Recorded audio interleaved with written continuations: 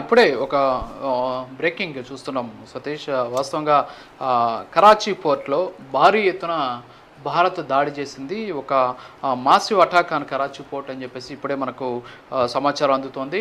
వాస్తవంగా అయితే ప్రతి దాడి భారత్ చేసేసింది. ఆల్రెడీ కరాచీ పోర్ట్‌లో పెద్ద దాడి చేసింది అని చెప్పేసి ఇప్పటికే సమాచారం అందుతూ ఉన్నటువంటి పరిస్థితి. సో అది వెరిఫై చేయాల్సినటువంటి అవసరం ఉంది. ఇంకొకటి వచ్చేసి పాకిస్తాన్‌కి సంబంధించిన ప్రధానమంత్రి షాబాజ్ షరీఫ్‌కి సంబంధించినటువంటి ఇంటికి 20 కిలోమీటర్ల దూరంలో ఒక భారీ ఎక్స్‌ప్లోజన్ అంటే మాసివ్ ఎక్స్‌ప్లోజన్ జరిగింది అని చెప్పేసి కూడా ప్రస్తుతానికి మన సమాచారంతో ఉన్నటువంటి పరిస్థితి. సో భారత్ ఆల్రెడీ స్టార్ట్ చేసేసింది. పాకిస్తాన్కి బుద్ధి చెప్పడం, పాకిస్తాన్ కూసాలు కదిలించేటటువంటి పని ఆల్రెడీ భారత్ స్టార్ట్ చేసేసింది అనేది ఇక్కడ మనకు స్పష్టంగా తెలుస్తుంది. ఖచ్చితంగా మనకున్నటువంటి సమాచారం మేరకు ఓవరాల్గా పాకిస్తాన్లో ఉన్నటువంటి 12 సిటీస్ మీద ప్రస్తుతానికి ఇప్పుడు ఈ దాడులు కూడా జరుగుతున్నాయి. ఎస్పెషల్లీ ఏదైతే ఈ కరాచీ అలాగే కరాచీకి సంబంధించి ఐఎన్ఎస్ విక్రాంత్ అలాగే Kolkata class destroyer in action అని చెప్పేసి ఇప్పటికే నేషనల్ మీడియా ఆల్రెడీ ప్రకటించేసినటువంటి పరిస్థితి. అంటే ఐఎన్ఎస్ విక్రాంత్ ఆల్రెడీ యాక్షన్లోకి దిగినటువంటి పరిస్థితి. సో కరాచీలో ఉన్నటువంటి కరాచీ పోర్ట్ని ధ్వంసం చేసినటువంటి పరిస్థితి అయితే ఉంది. కరాచీ పోర్ట్లో భారీగా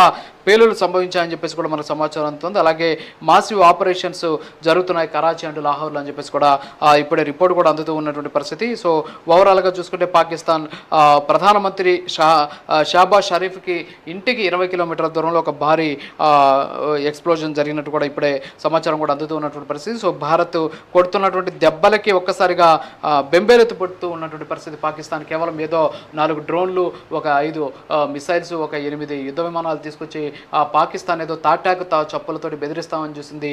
ఐఎన్ఎస్ విక్రాంత్ రంగంలోకి దిగింది.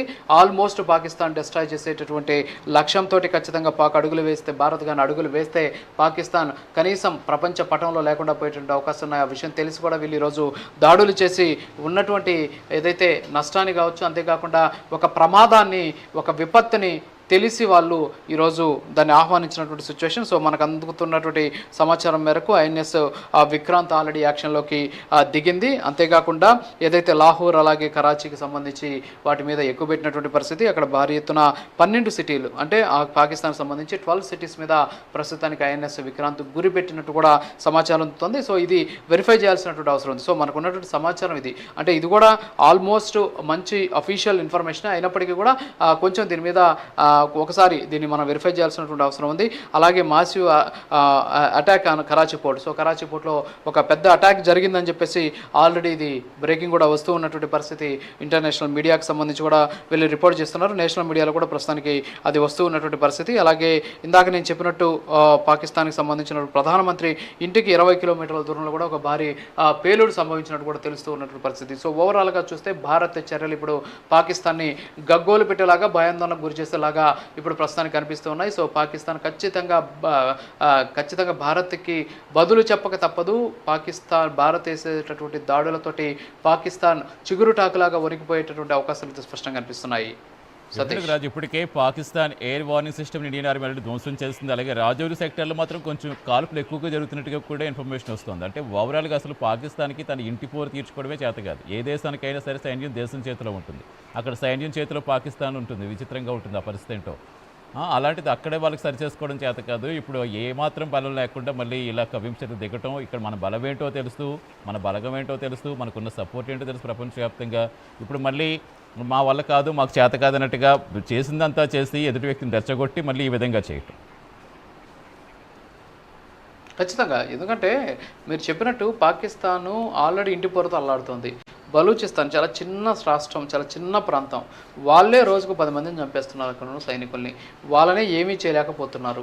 మరి అలాంటిది ఇక్కడ ఉన్నటువంటి ఏదైతే భారత్ ఇంత పెద్ద వ్యవస్థ ఉన్నటువంటి ఒక దేశము, అభివృద్ధి చెందుతున్న దేశము, సైనిక సంపత్తిలో 4వ స్థానంలో ఉన్నటువంటి దేశము, జీడిపిలో 5-6 స్థానాల్లో ఉన్నటువంటి దేశము, ఇంత పెద్ద దేశాన్ని కనీసం 2% కూడా జీడిపి లేదు.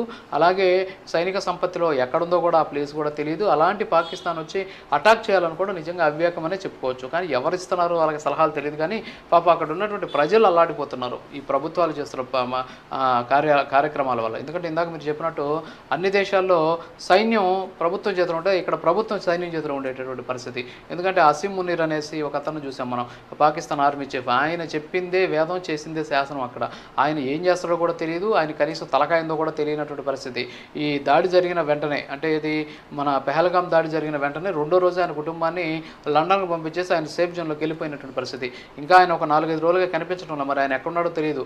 అసీం మునీర్ ఉన్నాడని చెప్పేసి వాళ్ళు ఏ ఫోటోలు రిలీజ్ చేస్తున్నారు పాకిస్తాన్కి సంబంధించి, ప్రధానమంత్రి పక్కన కూర్చున్నట్టు అయ్యి అని చెప్పేసి ఆర్టిఫిషియల్ ఇంటెలిజెన్స్ ఫోటోలు రిలీజ్ చేసి ప్రపంచానికి వదులుతున్నారు. ఆయన ఉన్నాడా, లేకపోతే ఆయన చనిపోయాడా, లేకపోతే ఆయన ఏమన్నా పారిపోయాడా కూడా తెలియనటువంటి పరిస్థితుల్లో ఆ దేశం ఉన్నటువంటి సిచ్యువేషన్ ఉంది. అక్కడ సైనికులు రాజీనామాలు చేస్తున్నారు, సైన్యంలో నుంచి పారిపోతున్నారు. కానీ మన దేశంలో మాత్రం రిటైర్ అయిపోయిన వాళ్ళు కూడా మేము వచ్చి సైన్యంలో పనిచేస్తాము, దేశం కోసం రక్షణ కల్పిస్తామని చెప్పేసి ఇక్కడ ఉన్నటువంటి పరిస్థితి ఇది. సో ఇంత ఆయుధ సంపత్తి, ఇంత సైనిక సంపత్తి ఉన్నటువంటి దేశం మంది. మరి మన దేశానికి సంబంధించి ఇలాంటి సిచ్యువేషన్ ఉంటే కనీసం పాకిస్తాన్ అవన్నీ కూడా మనసులో పెట్టుకోకుండా, కనీసం మైండ్లో కూడా పెట్టుకోకుండా ఈ విధంగా చేయడం అనేది నిజంగా దారుణమైనటువంటి విషయం మాత్రం మనకు స్పష్టంగా తెలుస్తుంది.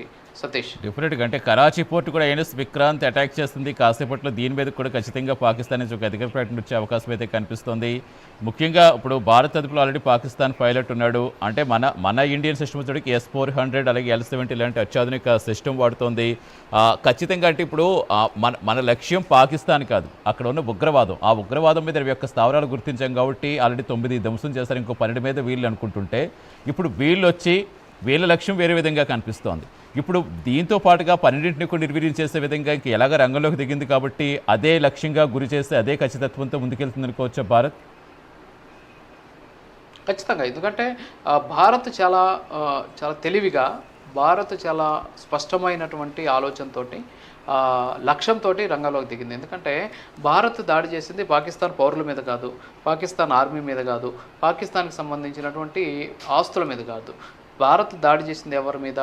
ఎవరైతే పెహల్గాం దాడులకు పాల్పడినటువంటి, మేమే పాల్పడ్డామని చెప్పేసి ఎవరైతే టీఆర్ఎఫ్కి సంబంధించినటువంటి ఉగ్రవాద సంస్థ ప్రకటించిందో ఆ టీఆర్ఎఫ్కి సంబంధించినటువంటి ఉగ్రవాద సంస్థకు సంబంధించిన మూలాలను లేపేయాలి అనేటువంటి ఉద్దేశంతో పాకిస్తాన్ని మొదటి నుంచి కూడా కోరింది. ఆ టీఆర్ఎఫ్ ఉగ్రవాద సంస్థ మీద మీరు నిషేధం విధించండి అని చెప్పి అయినా పట్టించుకోకపోయేసరికి భారత్ ఏం చేసింది? ఖచ్చితంగా ఉగ్రవాదం ఇంకా కూడా ఇలాగే కానీ వదిలేస్తే నేరుగా వచ్చి మా దేశంలోనే వచ్చి పాయింట్ బ్లాంక్లో కాల్చి చంపిన వాళ్ళు రేపు దేశం మీదకి దండెత్తురారా అని చెప్పేసి ఉగ్రవాదాన్ని కుక్కటి వేళ్లతో సహా పెకిలించాలనుకున్నది. అనుకున్నదే తడువుగా 23 నిమిషాలు మాత్రమే టైం తీసుకుంది. ఈ 23 నిమిషాల్లో 9 ఈ ఉగ్రవాద స్థావరాలని నేలమట్టం చేసింది. దాదాపు ఒక 100 మంది వరకు కూడా ఉగ్రవాదుల్ని హతమార్చేసింది, సైలెంట్ అయిపోయింది. కానీ పాక్ సైలెంట్గా ఉండాలి. సరే, ఉగ్రవాదులు చంపేసింది, మాకేం నష్టం జరగలేదనేసి మళ్ళీ వెంటనే విక్టిమ్ కార్డ్ ప్లే చేయడం, వెంటనే మాకు న్యాయం చేయండి, మాకు అన్యాయం జరిగింది, భారత్ మా మీద దాడి చేసేసింది, మా పౌరులను చంపేసింది అని చెప్పేసి ముసలి కన్నీరు కార్చడం, ఆ వెంటనే వచ్చేసి భారత్కి సంబంధించినటువంటి వాళ్ళ మీద నెపం నెట్టడం. సో ఈ విధంగా చేసేసి మళ్ళీ సైలెంట్గా ఉండకుండా మళ్ళీ భారత్ మీద దాడి చేయడం. సో ఇవన్నీ కూడా పాకిస్తాన్ కుయుక్తులు. అంటే ఇది ఒక వక్రబుద్ధి, ఆ దేశంకి ఒక వక్రబుద్ధి ఉంది. ఆ వక్రబుద్ధితోటి ఈరోజు ఆ దేశం ఇంత దారుణంగా, దయనీయంగా పరిస్థితికి దిగజారిపోతూ ఉన్నటువంటి పరిస్థితి. మరి ఈ నేపథ్యంలోనే చావును కొని తెచ్చుకుంటుంది. ఈరోజు చూడండి, ఐఎన్ఎస్ విక్రాంత్ ఆల్రెడీ ఎక్కుపెట్టినటువంటి పరిస్థితి. సో ఇంక వదిలే ప్రసక్తి లేదు. ఐఎన్ఎస్ విక్రాంత్ రంగంలోకి దిగిందంటే ఇక పాకిస్తాన్ పరిస్థితితో ఊహించుకోవడం కూడా కష్టంగా ఉంది. ఎందుకంటే ఏదైతే సముద్ర మార్గానికి దగ్గరలో ఉన్నటువంటి ప్రాంతాలన్నీ కూడా ఏమవుతాయో కూడా చెప్పలేనటువంటి పరిస్థితి. మరి భారత్ ఆ విధంగా దాడి చేస్తా లేదో తెలియదు కానీ కరాచీ పోర్టుకి మాత్రం భారీ పేలుడైతే సంభవించిందని చెప్పేసి ఇప్పుడు స్పష్టంగా తెలుస్తుంది. సో కనీసం ఒక డ్రోన్తోనే దాడి చేయలేనటువంటి దేశం ఈరోజు ఐఎన్ఎస్ విక్రాంత్ని ఎట్టదట్టుకుంటుందో కూడా పాపం ఆ దేశ ప్రజలకే తెలియాలి. సో ఇప్పటికైనా సరే ఆ ప్రభుత్వం కాలభేరానికి వచ్చి ఆ టీఆర్ఎఫ్కి సంబంధించిన సంస్థను నిషేధించడం, అంతేకాకుండా ఉగ్రవాదాన్ని కానీ భారత్కి అప్పగించినట్లయితే ఈరోజు ఈ సమస్య నుంచి బయటపడేటువంటి అవకాశాలు అయితే కనుచూపు మేరలో కనిపించట్లేదని చెప్పుకోవచ్చు. సతీష్, అంటే ఇప్పటికే నేలం కోర్టులో ఆల్రెడీ భారత్ బాంబులు వర్షం కురిపిస్తుంది.